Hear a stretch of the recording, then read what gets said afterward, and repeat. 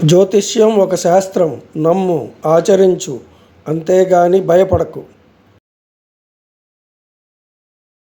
రాము అనే వ్యక్తి ఎంతో మంచి మనిషి.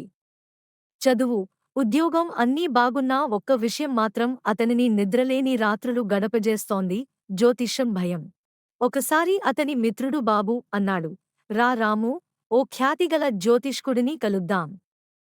నీ జాతకాన్ని చూపించు.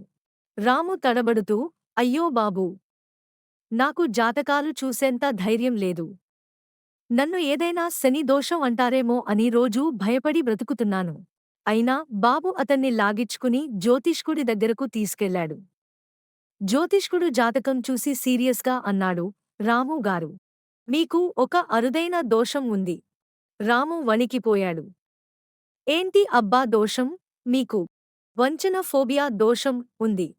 అదేంటి బాబూ, మీరు ఏదైనా చెబితే దాన్ని నమ్మకుండా, భయపడుతూ, ఊహించుకుంటూ, ఆలోచిస్తూ బ్రతికే దోషం. దీనికి మందు, జ్యోతిష్యాన్నే నమ్మొద్దు. రాము కాస్త ఊపిరి పీల్చాడు. అప్పుడు బాబు నవ్వుతూ అన్నాడు, చూశావుగా రామూ, నీకు జ్యోతిష్యం భయమే దోషం అన్నట్టే.